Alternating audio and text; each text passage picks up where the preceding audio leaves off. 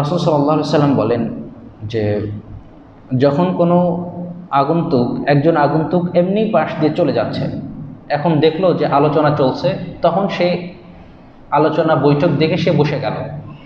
তার উদ্দেশ্য এটাও ছিল না যে সে আলোচনা শুনতে আসবে বা আল্লাহর জিকিরের সে স্মরণ করবে এবং এখানে সে অংশগ্রহণ করবে, এমনি মন চেয়েছে সে বসে গেছে। তখন ফেরেশতাদেরকে আল্লাহ তাআলা জিজ্ঞাসা করেন, যদিও আল্লাহ তাআলা ভালো জানেন, ফেরেশতাদেরকে আল্লাহ তাআলা বলেন, হে আমার ফেরেশতা, আমার বান্দারা কি চায়? তখন ফেরেশতারা বলে, হে আল্লাহ, এই বান্দারা আপনাকে স্মরণ করছে, তারা ক্ষমা চায় আপনার কাছ থেকে, যদিও আল্লাহ জানেন যে আমরা কি চাই। তখন আল্লাহ তাআলা বলেন, যাও, আজকে আমি এই বান্দাদেরকে ক্ষমা করে দিলাম। সুবহানাল্লাহ। এবং ফেরেশতারা বলে, আল্লাহ, ওই লোকটা পিছনে এমনি এসে বসে গেছে, সে তো এটার উদ্দেশ্যে কোনো কিছু করতে আসেনি, এমনি বসে গেছে। আল্লাহ বললেন, যাও, তাকেও আমি ক্ষমা করে দিলাম। সুবহানাল্লাহ। এবং এখানে হাফাতহুমুল মালাইকা, তাদেরকে ফেরেশতারা ঘিরে রাখে এবং তাদের উপরে সাকিনা নাজিল হয়। সাকিনা কাকে বলে? সাকিনা হচ্ছে আল্লাহ প্রদত্ত একটা গায়েবী প্রশান্তি, অর্থাৎ যেই প্রশান্তির কারণ দুনিয়াবি কোনো কারণ না। এমনিতেই দেখবেন অনেক সময় একটু সালাত আদায় করলে, আল্লাহর কাছে কান্নাকাটি করলে, নিজের অসহায়ত্বের কথা শুধু আল্লাহর কাছে বর্ণনা করলে মনে একটা প্রশান্তি আসে। দুনিয়ার কাজ রেখে আল্লাহর কাজ করলে হৃদয়ে একটা প্রশান্তি আসে, এই প্রশান্তিকে বলা হচ্ছে সাকিনা। তো যারা এই সময়গুলোতে আল্লাহর রাস্তায় সময় ব্যয় করে, আল্লাহ তাআলা তাদের হৃদয়ে সাকিনা নাজিল করেন। সুবহানাল্লাহ। আল্লাহ তাআলা আল হেরা ইসলামিক মিডিয়া, আল্লাহ তাআলা আমাদেরকে এমন একটা বৈঠকে আজকে উপস্থিত হওয়ার তৌফিক দান করেছেন, সে মহান রবের প্রতি আমরা কৃতজ্ঞতা জ্ঞাপন করি, আলহামদুলিল্লাহ। সম্মানিত উপস্থিতি, আল্লাহ তাআলা আমাদেরকে তার সৃষ্টির সর্বশ্রেষ্ঠ সৃষ্টি হিসেবে আল্লাহ তাআলা আমাদেরকে আখ্যায়িত করেছেন এবং এই দুনিয়াতে আমাদেরকে ছেড়ে দিয়েছেন পরীক্ষা স্বরূপ। আইয়ুকুম আহসানু আমালা, কে কত সুন্দর চমৎকার আমল করতে পারে, এটা আল্লাহ তাআলা কিয়ামতের দিন দেখবেন। এবং এই দুনিয়াতে বিভিন্ন সমস্যা, বিভিন্ন প্রতিকূলতা আমাদের সামনে চলে আসে। আদ-দুনিয়া লাইসাত মাফরুশাতান বিল বুরুদ, দুনিয়া কখনো ফুলসজ্জা নয়, ফুলের বিছানা, ফুল সজ্জিত বিছানার মতো নয়। লা বুদ্দা মিনহা মিনাল আলামি ওয়াল আমাল ওয়াল ফারাহ ওয়াস সুরুর, এই দুনিয়াতে আছে আশা, আকাঙ্ক্ষা, হতাশা, দুশ্চিন্তা, শোক, প্রশান্তি, সব কিছুই এই দুনিয়ার একটা অনুষঙ্গ। অর্থাৎ এই দুনিয়াবী জীবনে কেউ সারা জীবন সুখী হতে পারবে না, আবার কেউ সারা জীবন দুঃখী হবে না। এই দুনিয়ার লম্বা সময় এই যাত্রাটা মানুষের সারা জীবন সুখীর জীবন নয়। এই দুনিয়াবী জীবনে মানুষের কষ্ট আছে, মানুষের দুশ্চিন্তা আছে, শারীরিক অসুস্থতা আছে, মানসিক অসুস্থতা আছে, সব কিছু মিলে এই দুনিয়াবী জীবন। আল্লাহ তাআলা আমাদের সৃষ্টিকর্তা, তিনি সর্বোচ্চ ক্ষমাশীল, সর্বোচ্চ দয়াশীল। বান্দা যখন তার কাছে কোনো কিছু চায়, রাসূল সাল্লাল্লাহু আলাইহি ওয়াসাল্লাম বলছেন, যখন কোনো বান্দা আল্লাহর কাছে দুই হাত তুলে ইখলাসের সাথে কোনো কিছু চায়, আল্লাহ তাআলা তার দুই হাতকে ফিরিয়ে দিতে লজ্জাবোধ করেন। সুবহানাল্লাহি ওয়া বিহামদিহি ওয়া সুবহানাল্লাহিল আযীম। মুমিন জীবনের যাবতীয় সমস্যা, আমাদের জীবনের যা কিছু সমস্যা, এর সব সমস্যার সমাধান রয়েছে আমাদের দোয়াতে। অর্থাৎ ওই বান্দা আল্লাহর কাছে কিভাবে চেয়েছে, কি চেয়েছে, তার এই মনের ব্যাকুলতাকে, হতাশাকে আল্লাহ তাআলার সামনে কিভাবে সে উপস্থাপন করেছে এবং তার এই দুর্দশার, বিপদের সমাধান সে কার কাছে চেয়েছে, এর উপরে নির্ভর করে ওই বান্দাটা দুনিয়াবী জীবনটা কেমন হবে। এক নাস্তিক নাপিত, সে চুল কেটে দিচ্ছে একজন মানুষের। চুল কেটে দিতে সে বলছে যে, তোমার আল্লাহ এত দয়াশীল, এত দয়ালু, এই যে রাস্তায় কত না খেয়ে মানুষজন শুয়ে আছে, এত অভাবগ্রস্ত, এত হতাশাগ্রস্ত মানুষজন দুনিয়াতে আছে, তাদেরকে তো তোমার রব কিছুই দেয় না, তিনি এত দয়াশীল। তাহলে এত দয়াশীল হলে তার সামনে না খেয়ে মানুষ ঘোরাঘুরি করছে, অসহায়ত্বের জীবনযাপন করছে, তোমার প্রতিপালক তাদের উপরে কী দয়া করলো? তো এর কিছুক্ষণ পর তিনি লক্ষ্য করছেন রাস্তায় একজন পাগল, ফুসকো ফুসকো চুল, বড় চুল, ঘোরাঘুরি করছে। তখন লোকটা বলছে, আচ্ছা এই লোকটা পাগল, চুল উস্কো ফুস্কো, বড় হয়ে আছে, অগোছালো চুল, তুমি এর চুলটা কেন কাটে দিচ্ছ না? তুমি তো একজন নাপিত। তখন তিনি বলছে, আশ্চর্য, আমার কাছে তো তাকে আসতে হবে, আমাকে তো তার বলতে হবে তার চুল কাটতে হবে, এরপরেই না আমি তার চুল কেটে দেব, তার প্রয়োজন তো সে আমার সামনে উপস্থাপন করেনি। তখন ইনি বলছে, আমার সৃষ্টিকর্তা ঠিক এমন, বান্দা যদি তার প্রয়োজন তার সামনে উপস্থাপন না করে, বান্দা যদি তার কাছে কোনো কিছু না চায়, আমার রব তাকে দেন না। অর্থাৎ আমরা যদি দুনিয়াতে শান্তি চাই, প্রশান্তি চাই, বিপদ থেকে মুক্তি চাই এবং হৃদয়ের প্রশান্তি চাই, স্ত্রী সন্তানের নিজের আনুগত্যশীলতা চাই, এর জন্য সবচেয়ে বড় ঔষধ হচ্ছে আল্লাহর কাছে দোয়া করা। দোয়ার বিকল্প কোনো কিছু নেই। সুতরাং আজকের সংক্ষিপ্ত আলোচনার বিষয় হবে দোয়ার গুরুত্ব, দোয়ার আদব এবং দোয়া কবুলের সংক্ষিপ্ত কিছু শর্ত এবং দোয়া কবুল না হওয়ার কারণ কি, এর সামান্য কিছু আলোচনা করে ইনশাআল্লাহ আমি আমার বক্তব্যকে শেষ করবো ইনশাআল্লাহ। ওমা তৌফিক ইল্লা বিল্লাহ। দোয়া শুধু করলে হয় না। আমরা অনেক সময় দোয়া করি, দোয়ার আদব জানি না। প্রত্যেকটা জিনিসের আদব রাসূল সাল্লাল্লাহু আলাইহি ওয়াসাল্লাম এবং আল্লাহ তাআলা আমাদেরকে ইঙ্গিত দিয়ে গেছেন। ইবাদতের যেমন আদব আছে, কোরআন তেলাওয়াতের যেমন আদব আছে, সালাতের যেমন আদব আছে, বিভিন্ন রুকুন আরকানগুলো মানার পর কিছু আদব বৈশিষ্ট্য থাকে, দোয়ারও তেমন কিছু আদব আছে। দোয়া শুধু আল্লাহর কাছে চাইলেই হয়, আল্লাহ আপনি আমাকে এটা দেন, আল্লাহ আপনি আমাকে এটা দেন, এটা দোয়া। আল্লাহকে ডাকা, নিজের যে কোনো বিপদ আপদে আল্লাহকে ডাকা, এটা হচ্ছে দোয়া।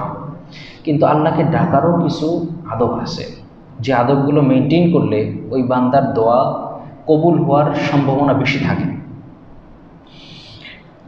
এই দোয়ার প্রথম আদব হচ্ছে আন ইফতাতাহা দুআ বিতাহমিদিল্লাহি ওয়া সানাই আলাইহি। দোয়ার শুরুতে আল্লাহর প্রশংসা করা। প্রথমে দোয়ার শুরুতে আল্লাহর প্রশংসা করা। প্রথমে ওযু করে নিয়ে সালাতের মতো করে বসে দুই হাত তুলে আল্লাহর সামনে হাত উত্তোলন করা পবিত্র অবস্থায়। অপবিত্র অবস্থায় দোয়া করলে যে কবুল হবে না বিষয়টা এমন নাই, কিন্তু দোয়ার আদব পবিত্র অবস্থায় বিশেষ কোনো কিছু চাওয়ার জন্য ওযু করে পশ্চিম দিক হয়ে কিবলামুখী হয়ে দুই হাত আল্লাহর সামনে উপস্থাপন করা এবং দোয়াটা শুরু করা বিতাহমিদিল্লাহি ওয়া সানাই আলাইহি। আল্লাহর প্রশংসা এবং আল্লাহর প্রশংসার মাধ্যমে এই দোয়াগুলো শুরু করা। অর্থাৎ আল্লাহ তাআলা কিন্তু এগুলো আমাদের সামনে বলে দিয়েছেন, যে কোনো দোয়ার শুরুতে আল্লাহর প্রশংসা আগে আমরা করি। যেমন আলহামদুলিল্লাহি রাব্বিল আলামিন, সমস্ত প্রশংসা জগৎ সমূহের প্রতিপালকের, আর রহমানির রহিম, যিনি দয়াশীল, অত্যন্ত দয়াশীল, মালিক ইয়াউমিদ্দিন, বিচার দিবসের মালিক, ইয়্যাকা না'বুদু ওয়া ইয়্যাকা নাস্তাঈন, হে আল্লাহ আমরা আপনারই ইবাদত করি, আপনার কাছেই সহযোগিতা চাই। এরপরে আমরা কি চাই সেটা কিন্তু আমরা বলছি। অর্থাৎ শুরুতে আল্লাহর প্রশংসা করা, আল্লাহ আপনি ক্ষমাশীল, আল্লাহ আপনি অত্যন্ত দয়াশীল, আল্লাহ আপনি রহমান, আপনি রহিম, আপনি গফুর, আপনি গফার, আপনি কুদ্দুস, এইভাবে আল্লাহর প্রশংসা করা প্রথমে। এক্ষেত্রে রাসূল সাল্লাল্লাহু আলাইহি ওয়াসাল্লাম সামিআ নবী সাল্লাল্লাহু আলাইহি ওয়াসাল্লাম রাজুলান ইয়াদউ ফি সালাতিহি ফালাম ইউসাল্লি আলা নবী সাল্লাল্লাহু আলাইহি ওয়াসাল্লাম। অর্থাৎ শুরুতে আল্লাহর প্রশংসা এবং পরে রাসূল সাল্লাল্লাহু আলাইহি ওয়াসাল্লামের উপরে দুরূদ পাঠ করা। তো একজন ব্যক্তি দোয়া করছে কিন্তু রাসূল সাল্লাল্লাহু আলাইহি ওয়াসাল্লাম তার দোয়াটা শুনছে। ফালাম ইউসাল্লি আলা নবী, সে দোয়া করছে কিন্তু রাসূলের উপরে কোনো দুরূদ সে পাঠ করেনি। এরপর রাসূল সাল্লাল্লাহু আলাইহি ওয়াসাল্লাম বললেন, আজিলা হাযা, এই লোকটা একটু তাড়াহুড়ো করে ফেলল। সে দোয়া করছে কিন্তু সে আমার উপরে দুরূদ পাঠ করেনি, এই লোকটা তাড়াহুড়ো করে ফেলল। সুম্মা দাআহু ফাকালা লা, তখন রাসূল সাল্লাল্লাহু আলাইহি ওয়াসাল্লাম তাকে ডেকে বললেন, ইযা সাল্লা আহাদুকুম ফালইয়াবদা বিতাহমিদিল্লাহি ওয়া সানাই আলাইহি সুম্মা লিয়ুসাল্লি আলা নবী। তোমাদের মধ্যে যখন কেউ আল্লাহর কাছে কোনো কিছু চাইবে, দোয়া করবে, তখন যেন সে প্রথমে আল্লাহর উপরে আল্লাহর প্রশংসা করে এবং তারপরে যেন রাসূলের উপরে দরুদ পাঠ করে। সুম্মা লিয়াদউ বা'দা মা শা, এরপরে সে যা চায় সেটা আল্লাহর সামনে উপস্থাপন করবে। অর্থাৎ প্রথমে আল্লাহর প্রশংসা, দ্বিতীয়ত রাসূলের উপরে দরুদ পাঠ, এরপরে সে যা চায় আল্লাহর সামনে সে উপস্থাপন করবে। আমরা যদি দেখি জানাজার সালাত, অর্থাৎ মাইয়েতের জন্য আমরা দোয়া করি, সেখানে কি করি? আমরা প্রথমেই আমরা সূরা ফাতিহা পাঠ করি। সূরা ফাতিহাটা হচ্ছে আল্লাহর প্রশংসা, আলহামদুলিল্লাহ রাব্বিল আলামিন আর রহমানির রহিম, আল্লাহর প্রশংসা করা হয়। এরপরের তাকবীরে কি করা হয়? দরুদ পাঠ করা হয়, আল্লাহুম্মা সাল্লি আলা মুহাম্মাদ ওয়া আলা আলি মুহাম্মাদ। এরপরে কিন্তু আমরা দরুদ পাঠ করি। এরপরের তাকবীরে আমরা কি করি? এরপরে আমরা কিন্তু মাইয়েতের জন্য দোয়া করি। এবং শেষ বৈঠকে সালাতের একই বৈশিষ্ট্য, প্রথমে আমরা আত-তাহিয়াতু লিল্লাহি ওয়াস সালাওয়াতু ওয়াত তাইয়্যিবাত, আল্লাহর প্রশংসা করি, আল্লাহর তাওহীদ বর্ণনা করি, এরপরে দরুদ পাঠ করি, এরপরে আল্লাহুম্মা ইন্নী যালামতু নাফসি যুলমান কাসীরা ওয়া লা ইয়াগফিরু যুনুবা ইল্লা আনতা। হে আল্লাহ, আমি আমার নফসের উপরে অত্যন্ত জুলুম করেছি, আপনি ছাড়া আমাকে ক্ষমা করার কেউ নেই। অর্থাৎ এখানেও কিন্তু প্রথমে আল্লাহর প্রশংসা, আল্লাহর তাওহীদ বর্ণনা, দ্বিতীয়ত দরুদ এবং তৃতীয়ত আমি কি চাই সেটা আল্লাহর সামনে উপস্থাপন করা। এটা হচ্ছে দোয়ার প্রাথমিক আদব।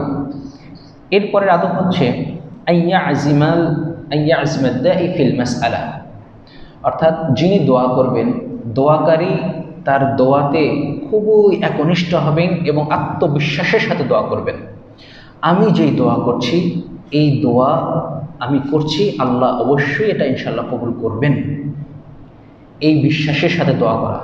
এবং আল্লাহর কাছ থেকে একনিষ্ঠভাবে চাওয়া, একান্তভাবে চাওয়া, আল্লাহ আপনি আমার এই দোয়াকে কবুল করুন, আল্লাহ আমার এই জিনিসটা প্রয়োজন, আপনি আমাকে এটা দেন, অথবা আল্লাহ আমার যদি এটার মধ্যে কল্যাণ থাকে তাহলে এটা আপনি আমাকে প্রদান করুন।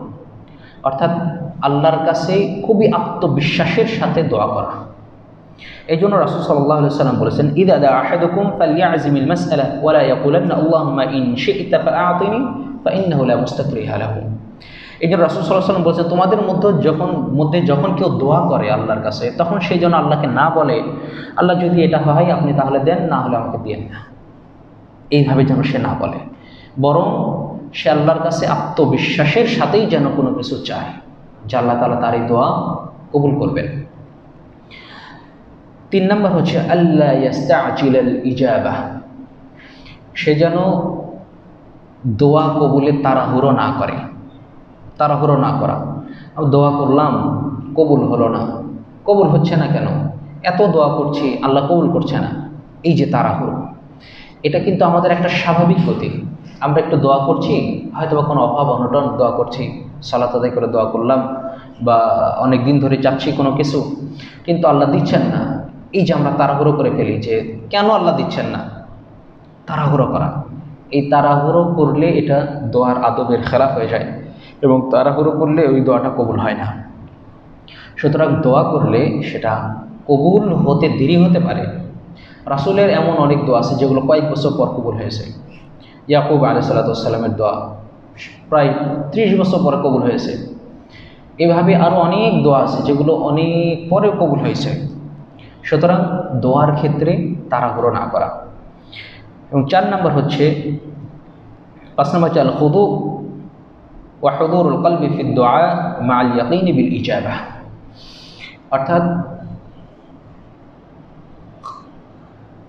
খুশু এবং খুদু, একনিষ্ঠভাবে আল্লাহর কাছে ভীত প্রকম্পিত হয়ে মনোযোগী হয়ে দোয়া করা।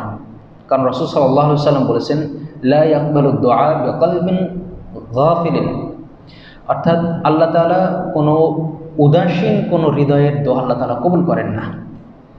যখন কেউ কোনো দোয়া করবে তখন সেই দোয়াতে খুশু এবং খুদু, একেবারে একনিষ্ঠ হয়ে আল্লাহর প্রতি ভীত প্রকম্পিত হয়ে, ভীত সন্ত্রস্ত হয়ে আল্লাহর কাছে দোয়া করা, একেবারে হৃদয় গহীন থেকে দোয়া করা।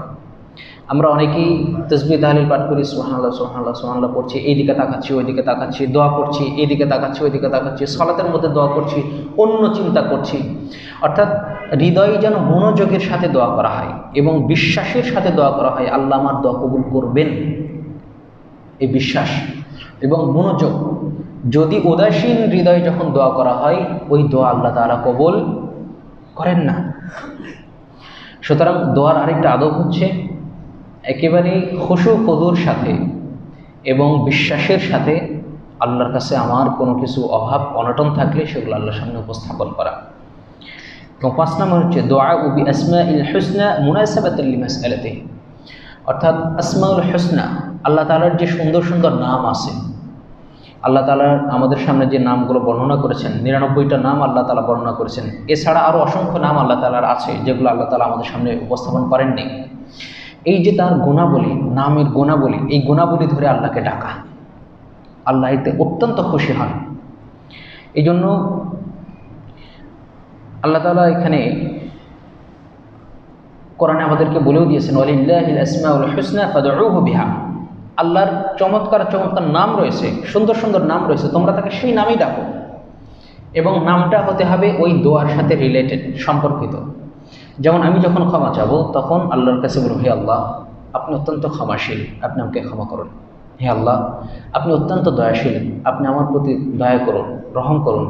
হে আল্লাহ আপনি বিচার দিবসের মালিক, আপনি সেই দিন আমাকে হেফাজত করুন। অর্থাৎ আমি যা চাচ্ছি আল্লাহ যে ওই ধরনেরই নাম আছে, ওই নামকে উপস্থাপন করে দোয়া করা। আল্লাহ রহমান, আল্লাহ রাহিম, আব্দুল কুদ্দুস, ইয়া যাল জালালি ওয়াল ইকরাম, ইয়া হাইয়্যু ইয়া কাইয়্যুম বিরহমাতিকা নাস্তাগীথ। এইভাবে আল্লাহর যে গুণাবলীগুলো আছে এই নাম ধরে ধরে আল্লাহর কাছে দোয়া করা। আল্লাহ এতে অত্যন্ত খুশি হন। আল্লাহর যখন গুণাবলী ধরে ডাকা হয় এবং সেই নাম ধরে যখন আল্লাহর কাছে কিছু চাওয়া হয়, তখন আল্লাহ তাআলা ওই বান্দার প্রতি অত্যন্ত খুশি হন এবং দোয়া কবুল করেন। সুবহানাল্লাহি ওয়া বিহামদিহি ওয়া সুবহানাল্লাহিল আযীম। এই মোটা দাগে এই কয়েকটি আদব আমরা বললাম, একটু স্মরণে রাখি। প্রথমে উজু করে নিয়ে কিবলামুখী হয়ে 2 হাত আল্লাহর সামনে উপস্থাপন করা, এরপর শুরুতে আল্লাহর প্রশংসা করা এবং তারপর রাসূলের প্রতি দরুদ পাঠ করা, এরপরে নিজের জন্য কিছু উপস্থাপন করা, ক্ষমা চাওয়া। প্রথমে আল্লাহর কাছে নিজের জন্য ক্ষমা চাওয়া, হে আল্লাহ আমি পাপ করেছি, আপনি আমাকে ক্ষমা করুন, আপনি অত্যন্ত দয়াশীল, আপনি অত্যন্ত ক্ষমাশীল। এইভাবে নিজের জন্য দোয়া করা, এরপরে অন্যান্য দোয়া করা এবং তাড়াহুড়ো না করা এবং একনিষ্ঠতার সাথে দোয়া করা। এইভাবে আমরা দোয়া করতে পারি। যেমনভাবে এই ক্রাইটেরিয়াগুলো, এই পদ্ধতিগুলো মেনটেন করেই কিন্তু নবী কেরাম দোয়া করেছিলেন। জাকারিয়া আলাইহিস সালামের কথা আমরা একটু স্মরণ করি। আল্লাহ তাআলা আমাদেরকে স্মরণ করার নির্দেশ দিয়েছেন। জাকারিয়ার কথা আল্লাহ তাআলা বলছেন, ইয নাদা রাব্বাহু নিদাআন খাফিয়্যা। হে মুহাম্মদ আপনি জাকারিয়ার কথা স্মরণ করুন, যখন ইয নাদা রাব্বাহু নিদাআন খাফিয়্যা, যখন জাকারিয়া একাকী আল্লাহকে ডাকলো, নিভৃতে একাকী মেহরাবের সালাতে দাঁড়িয়ে গেলেন জাকারিয়া আলাইহিস সালাম, আল্লাহকে ডাকছেন। قال رب إني وهن العظم مني واشتعل الرأس شيبا ولم أكن بدعائك رب شقيا। হে আল্লাহ, رب إني وهن العظم مني, হে আল্লাহ আমি বৃদ্ধ হয়ে গেছি, আমার চুলগুলো পেকে গেছে, আমার হাড়গুলো দুর্বল হয়ে গেছে। ওয়ালাম আকুম বিদুআইকা রব্বি শাকিয়্যা, হে আল্লাহ এরপরেও আমি আপনার কাছে কোনো কিছু চেয়ে হতাশ হইনি। আল্লাহ ইন্নী খিফতুল মাওয়ালিয়া মিন ওয়ারাই ওয়া কানাত ইমরাআতি আকির, হে আল্লাহ আমি ভয় করছি আমার উত্তরাধিকার নেই। আমি জানি আমি বৃদ্ধ, আমার চুল পেকে গেছে, আমার হাড়গুলো দুর্বল হয়ে গেছে, আমার স্ত্রীও বন্ধা। একে তো আমি বৃদ্ধ, আমার স্ত্রীও বন্ধা, এরপরেও আল্লাহ আমি আপনাকে কখনো ডেকে হতাশ হইনি, আমার একজন সন্তান প্রয়োজন। আল্লাহর সামনে যখন ফাহাবলি মিন লাদুনকা ওয়ালিয়া, হে আল্লাহ আপনি আপনার পক্ষ থেকে আমাকে একজন ওয়ালি দান করুন, আমার একজন উত্তরসূরি দান করুন। দেখেন, নিজের অক্ষমতা কিন্তু জাকারিয়া আলাইহিস সালাম আল্লাহর সামনে বর্ণনা করলেন এবং আল্লাহর মহত্ব ঘোষণা করলেন। হে আল্লাহ, আমি বৃদ্ধ, চুল পেকে গেছে, আমার হাড়গুলো দুর্বল হয়ে গেছে, আমার স্ত্রী বন্ধা, এরপরেও আমি আপনার কাছে কোনো কিছু চেয়ে হতাশ হইনি। হে আল্লাহ, আপনি আপনার পক্ষ থেকে আমাকে একজন সন্তান দান করুন। সুবহানাল্লাহ। যুররিয়াতান তাইয়্যিবা, উত্তম সন্তান এবং অল্পে তুষ্টি দোয়াও করলেন। আল্লাহ তাআলা সাথে সাথে বললেন, ইয়া জাকারিয়া ইন্না নুবাশশিরুকা বিগুলামিন ইসমুহু ইয়াহইয়া লাম নাজআল লাহু মিন ক্বাবলু সামিয়্যা। হে জাকারিয়া, আমরা তখন জাকারিয়াকে সুসংবাদ দিলাম। সুবহানাল্লাহ। ইন্না নুবাশশিরুকা বিগুলামিন ইসমুহু ইয়াহইয়া, হে জাকারিয়া, আমরা তোমাকে ইয়াহইয়া নামক পুত্র সন্তানের সুসংবাদ দিলাম। সুবহানাল্লাহ, সুবহানাল্লাহ। আল্লাহ সাথে সাথে দোয়া কবুল করে ফেলেছেন। লাম নাজআল লাহু মিন ক্বাবলু সামিয়্যা, আমি শুধু তোমাকে এই সন্তান দিলাম না, বরং এর নামটাও আল্লাহ রেখে দিয়েছেন ইয়াহইয়া। এবং আল্লাহ বলছেন, ইতোপূর্বে কখনোই কারো নাম ইয়াহইয়া ছিল না। সুবহানাল্লাহ। স্ত্রী বন্ধা, এরপরেও কোন বিশ্বাসের সাথে তিনি চাইলেন, আল্লাহ তাআলা তার দোয়া কবুল করে ফেলেছেন। সুবহানাল্লাহ। এখান থেকে আমাদের শিক্ষা আছে, আল্লাহ তাআলার কাছে যত অসম্ভব কোনো কিছু হোক না কেন, বান্দা যদি একনিষ্ঠতার সাথে আল্লাহর কাছে কিছু চাইতে পারে, আল্লাহ কখনোই ওই বান্দাকে হতাশ করে ফিরে দেন না। সুবহানাল্লাহ। ইব্রাহিম আলাইহিস সালাম দোয়া করছেন, আল্লাযী খালাকানি ফাহুয়া ইয়াহদিন, যিনি আমাকে সৃষ্টি করেছেন অতঃপর আমাকে হেদায়েত দান করেছেন। ওয়াল্লাযী হুয়া ইউতঈমুনি ওয়া ইয়াসকিন, যিনি আমাকে খাবার খাওয়ান এবং পান করান। ওয়া ইযা মারিযতু ফাহুয়া ইয়াশফিন, এবং আমি যখন অসুস্থ হয়ে যাই তিনিই আমাকে সুস্থতা দান করেন। এরপরে তিনি বলছেন, ওয়াজআলনি লিসানা সিদকান ফিল আখিরিন, এরপরে তিনি আল্লাহর কাছে দোয়া করছেন, রব্বি হাবলি হুকমান ওয়া আলহিকনি বিস-সালিহিন, হে আল্লাহ, আপনি আমাকে জ্ঞান দান করুন এবং সালেহ বান্দাদের অন্তর্ভুক্ত করুন। সুবহানাল্লাহ। অর্থাৎ তিনি আগে আল্লাহর প্রশংসা করছেন, আল্লাহ আপনি আমাকে সৃষ্টি করেছেন, আপনি আমাকে হেদায়েত দিয়েছেন, আপনি আমাকে খাওয়ান, আপনি আমাকে পান করান, আপনি আমাকে অসুস্থতা দেন, আপনি আমাকে সুস্থতা দান করেন, এবং আমার মনের যাবতীয় মনের আশা একমাত্র আপনিই পূরণ করতে পারেন। এরবার তিনি চাচ্ছেন, আল্লাহ আপনি আমাকে জ্ঞান দান করুন এবং সালেহ বান্দাদের অন্তর্ভুক্ত করুন। সুবহানাল্লাহ। আল্লাহ দোয়া কবুল করেছেন। অর্থাৎ প্রত্যেকটা দোয়াই কিন্তু আমরা এইভাবে আল্লাহ তাআলা আমাদেরকে সাজিয়ে দিয়েছেন। প্রথমে আল্লাহর প্রশংসা, দ্বিতীয়ত আল্লাহর প্রশংসা এবং আল্লাহর বড়ত্ব ঘোষণা করা, রাসূলের প্রতি দরুদ পাঠ করা, এরপরে আমরা আমাদের আশাগুলো আমরা আল্লাহর কাছে উপস্থাপন করতে পারি। ইমাম ইবনে তাইমিয়া রাহিমাহুল্লাহ তিনি দোয়ার আরকানগুলো বলেছেন 4টি। তিনি বলেন, একজন মুমিন বান্দা দোয়া করার সময় 4টি জিনিস মেনটেন করতে হবে। 1, প্রথমে আল্লাহর তাওহীদ বর্ণনা করা, আল্লাহর প্রশংসা, আল্লাহর একত্ববাদের ঘোষণা। দ্বিতীয়ত আল্লাহ রাসূলের প্রশংসা। তৃতীয়ত ইআতিরাফু বিদ্যাম, তার গুনাহ আল্লাহর সামনে উপস্থাপন করা, স্বীকার করা, সে যে জালেম, আমি যে জালেম, আমি আমার নফসের প্রতি যে জুলুম করেছি, এই জুলুমটা আল্লাহর সামনে উপস্থাপন করা, স্বীকার করা। এই জন্য মানুষ যদি আমাদের কাছে কেউ ভুল করে এবং সে যদি স্বীকার করে, ভাই আমার ভুল হয়ে গেছে, সে যদি ভুল স্বীকার করে, তাহলে আমরা তার প্রতি কিন্তু একটু দয়াশীল হই। কিন্তু কেউ ভুল করার পরে আবার ক্ষমা যদি না চায়, তাহলে তার প্রতি আমরা কিন্তু একটু কঠোর হই। সুতরাং বান্দা যখন আল্লাহর সামনে একেবারে ছোট হয়ে, একেবারে নিচু হয়ে, একেবারে অসহায় হয়ে আল্লাহর সামনে উপস্থাপিত হয় এবং বলে, আল্লাহ আমি আমার নফসের প্রতি জুলুম করেছি, আপনি আমাকে ক্ষমা করে দেন। বান্দা যখন নিজের জুলুমগুলো স্বীকার করে, পাপগুলো স্বীকার করে, তখন আল্লাহ তার প্রতি দয়াশীল হন। সুবহানাল্লাহ। এভাবে আল্লাহ তাআলার কাছে দোয়া করলে এরপরে নিজের চাওয়া, আমি কি চাই, আল্লাহর কাছে কি চাচ্ছি, এই চাওয়াটা আল্লাহর সামনে উপস্থাপন করা। আমরা অনেক সময় দুনিয়াবি চাওয়ার ক্ষেত্রে আমরা কান্নাকাটি করি। বাবা মা মারা গেছে, দোয়ার মধ্যে মনে হলে কান্নাকাটি করি। আবার নিজের অভাব অনটন হলে আল্লাহর কাছে কান্নাকাটি করে চাই। কিন্তু ওই যে হাশরের ময়দানে যে কঠিন বিচার দিবস এবং কবরে গিয়ে যে আমার সওয়াল জবাব, এগুলো স্মরণ করে আল্লাহর সামনে কিন্তু এগুলো থেকে পরিত্রাণ চেয়ে আমরা কান্নাকাটি করি না। আমাদের কান্না কখন আসে? দুনিয়ার অভাব অনটন আসলে, আল্লাহর সামনে যখন চাই তখন আল্লাহর কাছে কান্নাকাটি করে দোয়া করে, আল্লাহ আমি এরকম অসহায়, আমাকে এটা দান করো, দুনিয়ার এটা দান করো, এই অভাব থেকে আমাকে মুক্ত দান করো, এই ঋণ থেকে তুমি আমাকে পরিত্রাণ দান করো। কিন্তু ওই যে হাসরের ময়দানে বিচার দিবসের ওই কঠিন পরিস্থিতির যে আমাকে দাঁড়াতে হবে এবং আল্লাহর সামনে উপস্থাপিত হতে হবে, প্রশ্নের সম্মুখীন হতে হবে, সেই দিন আমার অবস্থা কী হবে? কবরে মৃত্যুর পরে আমার অবস্থা কী হবে? ওখান থেকে পরিত্রাণ চেয়ে কান্নাকাটি করে কিন্তু আমরা একাকী দোয়া করি না, অধিকাংশ সময় আমরা পারি না। সুতরাং নিজের জন্য ওই আল্লাহর ভয়ে শাস্তি থেকে বাঁচার জন্য কান্নাকাটি করে দোয়া করা প্রয়োজন। এরপরে 3 ধরনের 3 ব্যক্তির দোয়া আল্লাহ তাআলা অবশ্যই কবুল করেন। রাসূল সাল্লাল্লাহু আলাইহি সাল্লাম বলছেন, সালাসু দাওয়াতিন মুস্তাজাবাতিন লা শাক্কা ফিহিন্না, 3 জনের দোয়া আল্লাহ তাআলা কবুল করেন, এতে কোনো সন্দেহ নেই। 1, দাওয়াতুল ওয়ালিদি, সন্তানের জন্য পিতার দোয়া। বাবা যখন সন্তানের জন্য দোয়া করে, এই দোয়াটা আল্লাহ তাআলা কবুল করেন। সুবহানাল্লাহ। ওয়া দাওয়াতুল মুসাফির, যখন মুসাফির দোয়া করে, কোনো মুসাফির সফর করছে, এই সফর অবস্থায় যখন সে দোয়া করে তখন আল্লাহ তার দোয়া কবুল করেন।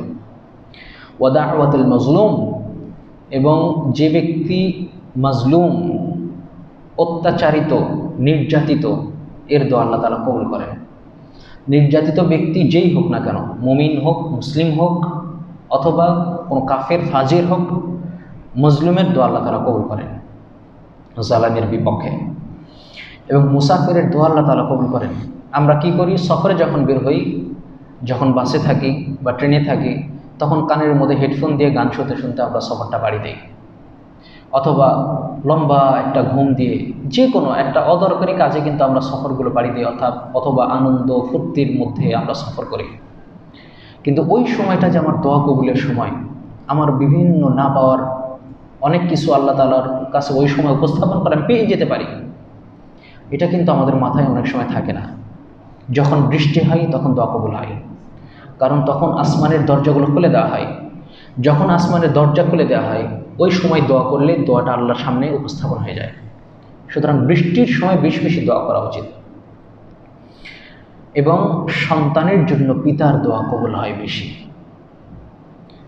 মাকে আল্লাহ তাআলা একদিক থেকে মর্যাদা দিয়েছেন,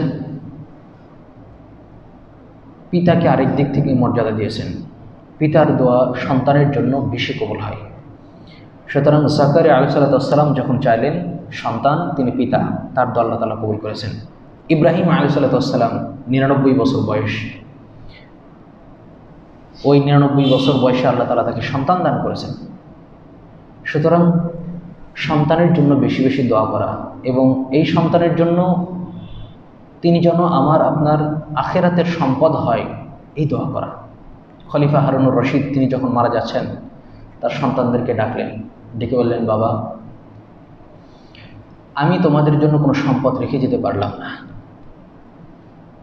যেই সম্পদ নিয়ে তোমরা পরবর্তী জীবন পরিচালনা করবে, দুনিয়ার জীবনের সুখ স্বাচ্ছন্দ্য ভোগ করবে, এমন সম্পদ আমি তোমাদের জন্য রেখে যেতে পারলাম না, বরং আমি তোমাদেরকে আমার জন্য আখিরাতের সম্পদে পরিণত করে গেলাম। সুবহানাল্লাহ।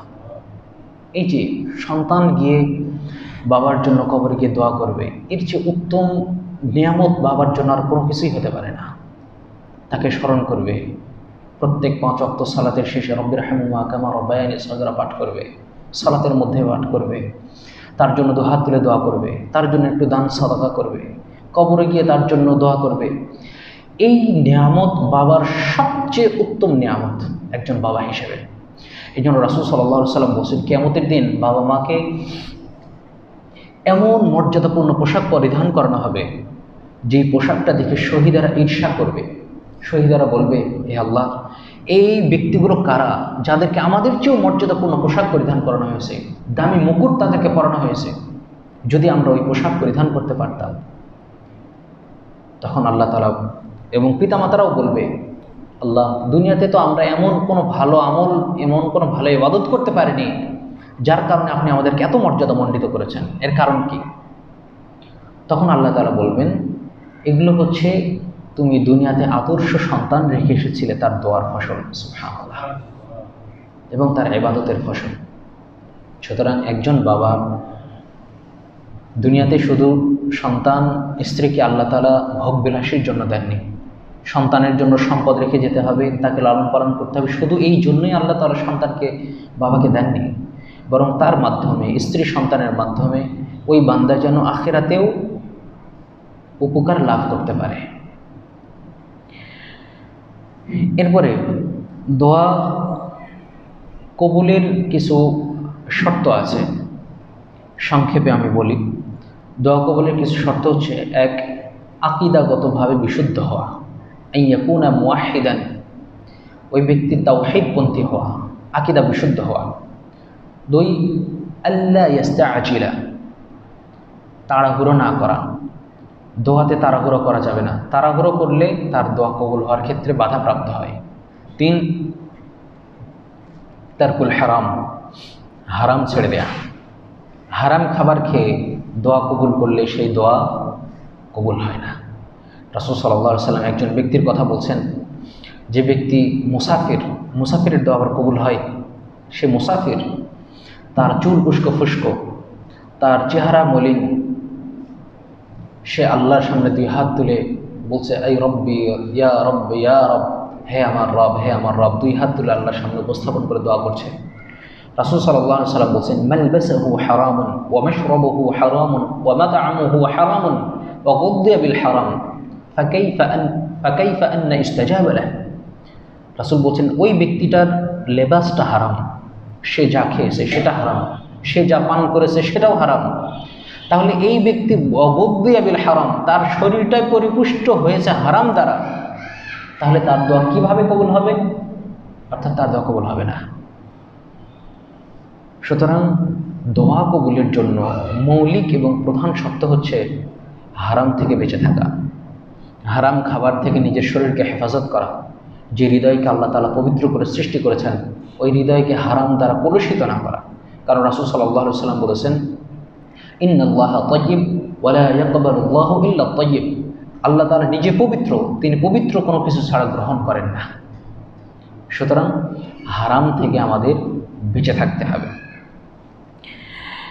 সংক্ষিপ্তভাবে এই কয়টাই আমরা বললাম, আরও বেশ কিছু ছিল, আমি শুধু মৌলিকগুলো বলে যাচ্ছি। এরপরে আমরা অনেক সময় দোয়া করি, দোয়াগুলো কবুল হয় না। আমরা দোয়া করছি, দোয়া কবুল হচ্ছে না, কেন হচ্ছে না? পেরেশানিতে আছি। রাসূল সাল্লাল্লাহু আলাইহি ওয়াসাল্লাম আমাদের জন্য সুসংবাদ দিয়ে গেছেন। মুসনাদে আহমদে আছে এবং মিশকাতে আছে 2259 নম্বর হাদিস। রাসূল সাল্লাল্লাহু আলাইহি ওয়াসাল্লাম বলছেন, মা মিন মুসলিমিন ইয়াদউ বিদাওয়াতিন লাইসা ফিহা ইসমুন ওয়ালা কাতিআতু রাহিমিন। যখন কোনো মুসলিম দোয়া করে এবং এই দোয়াতে দুইটা জিনিস থাকে না, এক পাপের দোয়া থাকে না যে সে পাপ করবে। দোয়া কবুল না হওয়ার আরেকটি কারণ হচ্ছে পাপের জন্য দোয়া করা। কোনো যুবক হয়তো বা দোয়া করলো কোনো নারীর সাথে তার সম্পর্কের জন্য, অবৈধ সম্পর্কের জন্য, পাপের দোয়া কবুল হবে না। আবার কেউ হয়তো বা 2 নাম্বারই করে যেন আল্লাহর কাছে, মানে মানুষের কাছে ধরা না খায় দোয়া করছে, এগুলো দোয়া কবুল হবে না। পাপের জন্য যখন কোনো কেউ দোয়া করে, তার ওই দোয়া আল্লাহ তাআলা কবুল করেন না। এই জন্য রাসূল সাল্লাল্লাহু আলাইহি ওয়াসাল্লাম বলছেন, যখন কোনো মুসলিম দোয়া করে, লাইসা ফিহা ইসমুন ওয়ালা কাতিআতু রাহিমিন, সেখানে আত্মীয়তার সম্পর্ক ছিন্ন করার মতো কোনো দোয়া নাই, আবার পাপেরও কোনো দোয়া নেই।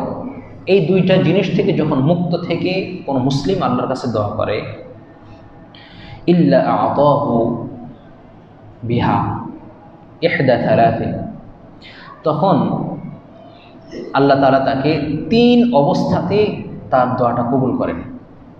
3টা উপায় আল্লাহ তাআলা তার দোয়া কবুল করেন। সুবহানাল্লাহ, 3টা উপায়।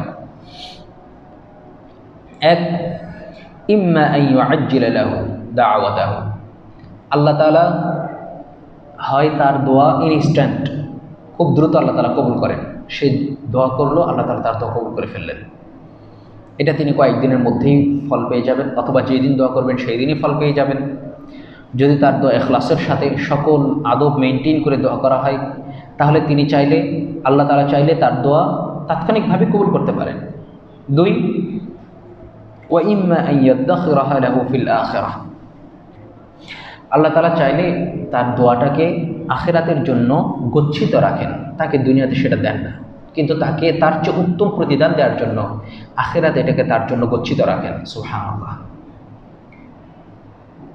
3 ওয়া ইম্মা আন ইয়াসরিফা আনহু মিনাস সূ' মিথলাহা। অথবা এই বান্দা যে দোয়া করেছে তার দোয়া হয়তোবা কবুল হয়নি, সে যা চেয়েছে সেটা হয়তোবা পায়নি, অথবা এমন বিপদ থেকে সে রক্ষা চেয়েছে, সেই বিপদ তাকে গ্রাস করেছে, কিন্তু সে যে দোয়া করেছে এই দোয়া করার কারণে আন ইয়াসরিফা আনহু মিনাস সূ'i মিথলাহা, তার মতোই আরও যে বিপদ তার সামনে আসতো, তাকে যে স্পর্শ করত, আরও কোনো বিপদ যে তাকে স্পর্শ করত, ওই বিপদ থেকে আল্লাহ তাআলা তাকে তখন হেফাজত করে। সুবহানাল্লাহ। কিন্তু বান্দা বুঝতে পারে না, কিন্তু বান্দা এটা বুঝতে পারে না। এই জন্য সাহাবায়ে কেরাম তখন বলছেন ইদান নুকফির, তখন সাহাবায়ে কেরাম বলছে আল্লাহ ইয়া আল্লাহ রাসূল, তাহলে আমরা আরও বেশি বেশি দোয়া করব, দোয়া হয় দ্রুত কবুল হবে, না হয় তার প্রতিদান আমি আখিরাতে পাবো, অথবা এই দোয়া করার কারণে আমি যে কোনো বিপদ থেকে আল্লাহ আমাকে রক্ষা করবেন, তাহলে আমরা বেশি বেশি দোয়া করব। তখন রাসূল বলছেন আল্লাহু আকবার, তাহলে আল্লাহ তোমাদেরকে বেশি বেশি দান করবেন। সুবহানাল্লাহ।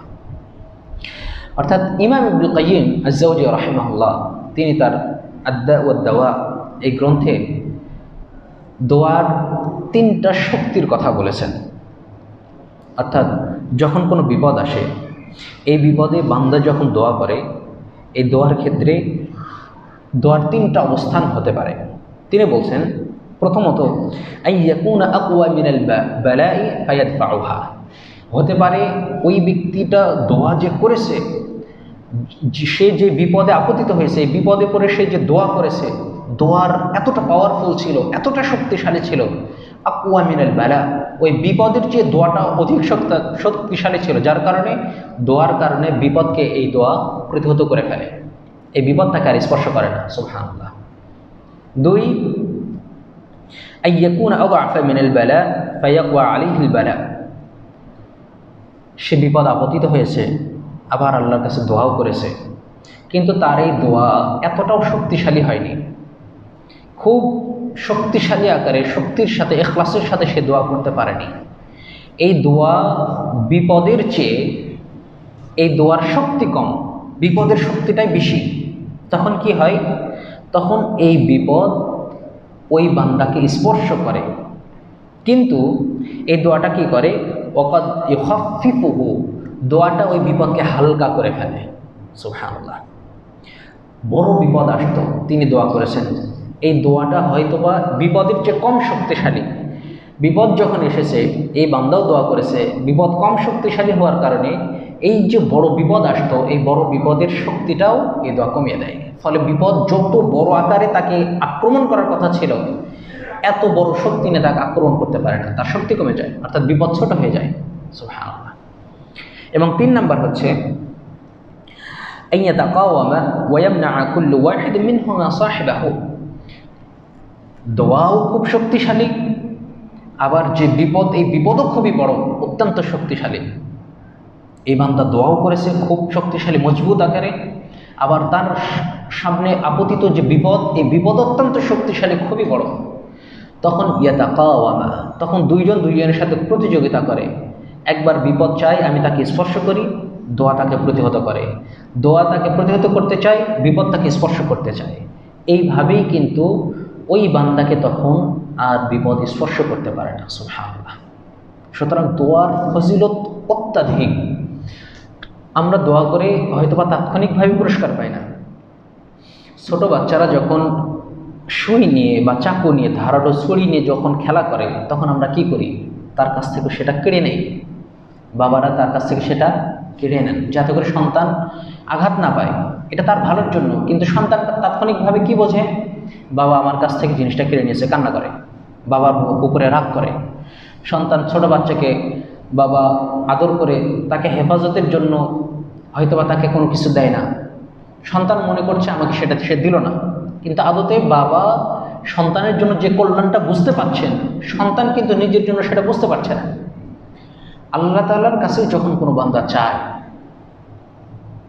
আল্লাহ তাআলা তাৎক্ষণিকভাবেই তাকে সেটা সবসময় দেন না, কারণ আল্লাহ তাআলা বান্দার কল্যাণটা সবচেয়ে ভালো বোঝেন। কখন তার দোয়া কবুল করলে বান্দার কল্যাণ হবে, কোন দোয়া কবুল করলে বান্দার কল্যাণ হবে, কোন দোয়া কবুল না করলে বান্দার কল্যাণ হবে, এটা আল্লাহ তাআলা বোঝেন। এই জন্য কোনো দোয়া যদি কবুল না হয়, হতাশ হওয়ার কোনোই সুযোগ নেই। হয়তোবা আল্লাহ তাআলা আমার জন্য সেখানে কল্যাণ রাখেননি, আমি বাহ্যিকভাবে হয়তোবা বুঝতে পারছি কল্যাণ, আদতে আমার এটার মধ্যে কোনো কল্যাণ নেই। এই জন্য ইমাম শাফি রাহিমাহুল্লাহ তিনি বলতেন, যদি আমি আল্লাহর কাছে কোনো কিছু চাই, একান্তভাবে কোনো কিছু চাই এবং সেটা পাই, তখন আমি আল্লাহর জন্য 10 বার আলহামদুলিল্লাহ পাঠ করি। আর আল্লাহর কাছে আমি কোনো কিছু চাইলাম, আবার সেটার জন্য চেষ্টাও করলাম, কিন্তু আমি পেলাম না, তখন সেটার জন্য আমি আরও 100 বার আলহামদুলিল্লাহ পাঠ করি। কারণ হয়তো আমি যা চেয়েছি তার মধ্যে হয়তো আমার কল্যাণ ছিল না, এবং আল্লাহ তার বান্দাকে সবচেয়ে কল্যাণ কিছুই দান করেন। আমার চাওয়াতে হয়তো বা কল্যাণ ছিল না, আমার ওটা না পাওয়াতেই হয়তো বা আমার জন্য কল্যাণ আছে। সুবহানাল্লাহ। সুতরাং দোয়ার সময় যদি আল্লাহর উপরে হুসনু যান্নি বিল্লাহ, আল্লাহর উপরে যদি সুধারণা থাকে, আল্লাহ আমাকে কখনোই হতাশ করবেন না। আমি যে দোয়া করছি হয়তো বা বাহ্যিকভাবে আমি এটার মধ্যে কল্যাণ দেখছি, আল্লাহ হয়তো আমার জন্য এখানে কোনো কল্যাণ রাখেননি, এই জন্য হয়তো আল্লাহ আমার দোয়া কবুল করছেন না। আল্লাহর প্রতি সুধারণা। এবং বিপদে পড়লে আল্লাহুম্মা আজুরনি ফি মুসিবাতি ওয়াখলুফ লি খায়রাম মিনহা, এই দোয়াটা যখন পাঠ করা হয়, তখন আল্লাহ তাআলা রাসূল সাল্লাল্লাহু আলাইহি ওয়াসাল্লাম বলছেন, যেই বস্তুটা ওই বান্দা হারায় তার চেয়ে কল্যাণকর বস্তু আল্লাহ তাআলা তাকে দান করেন। সুবহানাল্লাহ। আবু সালামা, উম্মে সালামা রাদিয়াল্লাহু আনহা, যখন তিনি যুদ্ধের ময়দানে কান্নাকাটি করছেন, তার স্বামী মারা গেছে, আবু সালামা মারা গেছে, কান্নাকাটি করছেন, রাসূল সাল্লাল্লাহু আলাইহি ওয়াসাল্লাম গিয়ে বলছেন, ইয়া উম্মে সালামা, হে উম্মে সালামা, তোমার কি হয়েছে, তুমি এভাবে কান্নাকাটি করছো কেন? তো ইয়া রাসূলুল্লাহ, আমার স্বামী মারা গেছে, আমার স্বামী শহীদ হয়েছে, আমি কান্নাকাটি করছি। রাসূল সাল্লাল্লাহু আলাইহি ওয়াসাল্লাম তাকে বললেন, তুমি ধৈর্য ধারণ করো এবং এই দোয়াটা পাঠ করো, আল্লাহুম্মা আজুরনি ফি মুসিবাতি, হে আল্লাহ, আপনি এই বিপদে, আমার এই বিপদে আপনি আমাকে প্রতিদান দান করুন, ওয়াখলুফ লি খায়রাম মিনহা, এবং যা হারিয়েছি এর চেয়ে উত্তম কিছু আমাকে আপনি দান করুন। সুবহানাল্লাহ। এই দোয়াটা তুমি পাঠ করো। ইয়া রাসূলুল্লাহ, এই দোয়া পাঠ করলে কি হবে? তখন তিনি বললেন, তুমি যা হারিয়েছো তার চেয়ে উত্তম কিছু আল্লাহ তোমাকে দিবেন। তখন উম্মে সালামা বলল, ইয়া রাসূলুল্লাহ, আমার স্বামী পৃথিবীতে আমার কাছে সবচেয়ে মূল্যবান, মক্কার সবচেয়ে ভদ্র মানুষের মধ্যে একজন আমার স্বামী, আমার এই স্বামী আমার পৃথিবীর সব কিছু, এর চেয়ে কল্যাণ কিছু আমি আমার জীবন আর দেখি না। রাসূল সাল্লাল্লাহু আলাইহি ওয়াসাল্লাম বলে, তুমি দোয়াটা পাঠ করো। তিনি দোয়া পাঠ করলেন বিশ্বাসের সাথে। তার কয়েক মাস পরেই দেখা গেল স্বয়ং রাসূল সাল্লাল্লাহু আলাইহি ওয়াসাল্লাম তাকে বিবাহের প্রস্তাব দিলেন। সুবহানাল্লাহ। তাহলে রাসূল সাল্লাল্লাহু আলাইহি ওয়াসাল্লামকে স্বামী হিসেবে পাওয়া, এটা পৃথিবীর সবচেয়ে সর্বশ্রেষ্ঠ নিয়ামত তার জন্য। বান্দা যখন আল্লাহর প্রতি পূর্ণ বিশ্বাসের সাথে দোয়া পাঠ করে, আল্লাহ তাআলা অবশ্যই তাকে সেটা দেন। সর্বশেষ একটা হাদিস, এই হাদিস, যে হাদিসটা আমরা বর্ণনা করলাম, যে আল্লাহ তাআলা 3টা উপায়ে বান্দাকে তার দোয়া কবুল করে থাকেন, এই হাদিসের ব্যাখ্যাতে একজন সালাফ জাফর আস-সাদিক রাহিমাহুল্লাহ তিনি বলছেন, ইন্নাল মুমিনা লিয়াদউল্লাহ আযজা ওয়া জাল্লা ফি হাজাতিহি, যখন কোনো মুমিন বান্দা তার প্রয়োজনে আল্লাহকে ডাকে, আল্লাহর কাছে কোনো কিছু চায়, তার প্রয়োজন, ফায়াকুলুল্লাহু আযজা ওয়া জাল্লা আখিরু ইজাবাতাহ, আল্লাহ তাআলা তখন ফেরেশতাদেরকে বলে, হে ফেরেশতা মণ্ডলী, আখিরু ইজাবাতাহ, তার দোয়াটা এখনই কবুল করো না, একটু দেরি করো, একটু থামো। শাওকান ইলা সাওতিহি ওয়া দুআইহি, সুবহানাল্লাহ। আল্লাহ তাআলা ওই বান্দার ওই দোয়ার কণ্ঠে এবং দোয়ার ভাষায় আল্লাহ প্রেমে পড়ে যান। সুবহানাল্লাহ। এবং আল্লাহ এতটা ভালোবাসেন ওই বান্দার কাকুতি মিনতি কণ্ঠ, এই ভালোবেসে ফেরেশতাদেরকে বলেন, তোমরা এখনই তার দোয়া কবুল করো না, একটু থামো, সে কি চায় এটা এখনই তাকে দিও না, আরেকটু থামো, একটু অপেক্ষা করো। ফাইদা কানা ইয়াউমাল কিয়ামাহ, যখন কিয়ামতের দিন সেই বান্দা আল্লাহর সামনে উপস্থাপন হয়, তখন আল্লাহ তাআলা বলেন, আব্দি, হে আমার বান্দা, দাআউতানি, তুমি আমাকে ডেকেছিলে দুনিয়াতে, ফাআখারতু ইজাবাতাক, কিন্তু আমি তোমাকে সেটা দিতে বিলম্ব করেছি, দেরি করেছি। তুমি আমার কাছে তাৎক্ষণিকভাবে যা চেয়েছো আমি তোমাকে সেটা তখনই সাথে সাথে দেইনি। ওয়া সাওয়াবুকা কাযা ওয়া কাযা, সুতরাং আজকে তুমি সেই প্রতিদান গ্রহণ করো। সুবহানাল্লাহ, সুবহানাল্লাহ। আল্লাহ তাআলা ওই বান্দাকে ডেকে ডেকে বলবেন, আব্দি, হে আমার বান্দা, তুমি আমার কাছে দুনিয়াতে চেয়েছিলে কিন্তু আমি তখন তোমাকে দেইনি, আজকে তুমি তার প্রতিদান গ্রহণ করো। সুবহানাল্লাহ। এরপর আল্লাহ আবার বলবেন, দাউতানি ফি কাযা ওয়া কাযা ফাআখারতু ইজাবাতাক, তুমি এই জিনিস এই ক্ষেত্রে এই প্রয়োজনে তুমি আমার কাছে চেয়েছিলে, ফাআখারতু ইজাবাতাক, কিন্তু আমি তোমার চাওয়াকে তখন দেইনি, তুমি যা চেয়েছো আমি সেটা তখন তোমাকে আমি দেইনি। ফাসাওয়াবুকা কাযা ওয়া কাযা, সুতরাং আজকে তুমি এটার প্রতিদান আজকে গ্রহণ করো তুমি। সুবহানাল্লাহ। কাল, তখন তিনি বলছেন, এই সালাফটা তিনি বলছেন, ফায়াতামান্নাল মুমিনু আন্নাহু লাম ইউস্তাজাব লাহু দাওয়াতুন ফিদ দুনিয়া মিম্মা ইয়ারা মিন হুসনি সাওয়াব। তিনি বলছেন তখন এই মুমিন বান্দাটা তার এই প্রতিদানে এতটাই খুশি হয়ে যাবে যে সে আশা করবে, হায় আফসোস, যদি দুনিয়াতে আমার একটা দোয়াও কবুল না হতো, না জানি আমার জন্য আরো কত পুরস্কার এখানে অপেক্ষা করত। সুবহানাল্লাহ।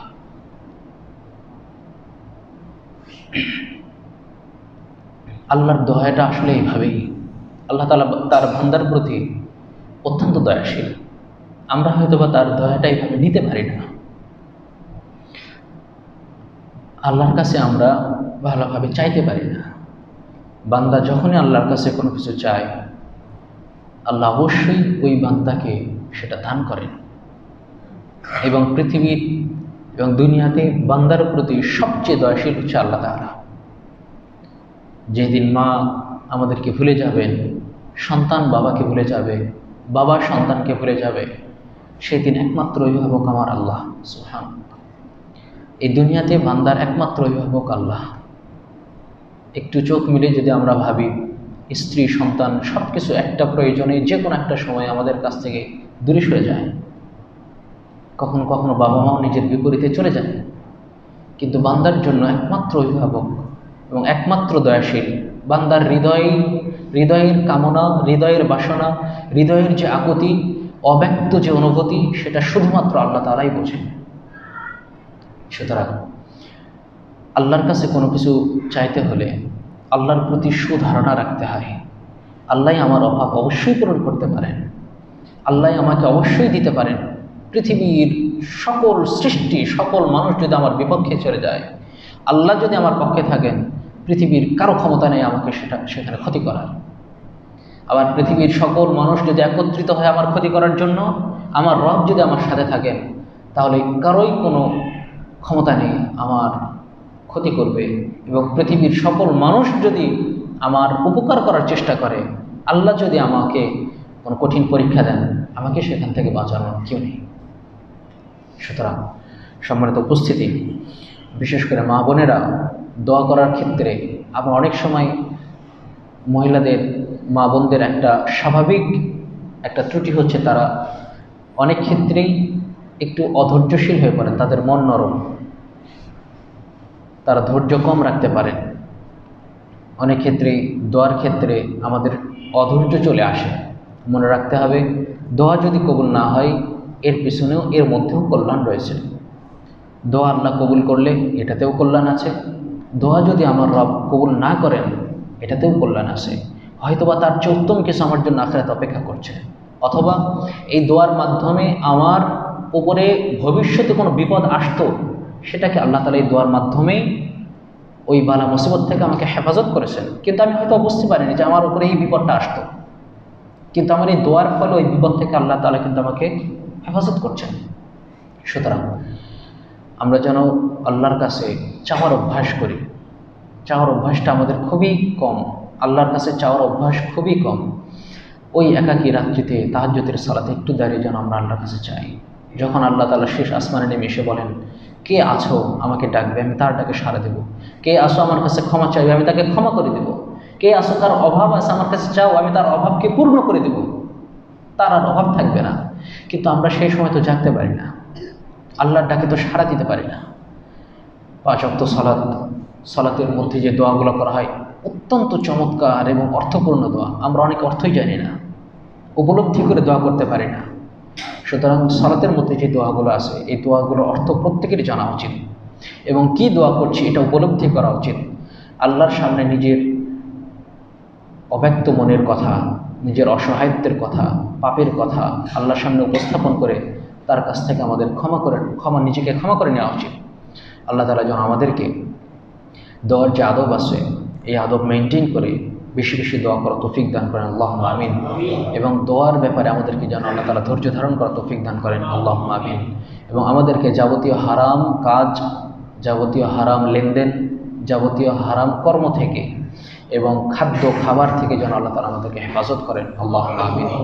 আল্লাহ তাআলা যেন আমাদেরকে নাহি আনিল মুনকার, সৎ কাজের আদেশ, অসৎ কাজের নিষেধ থেকে করার মতো এই গুণ যেন আল্লাহ তাআলা আমাদের প্রত্যেককে দান করেন, আল্লাহুম্মা আমিন।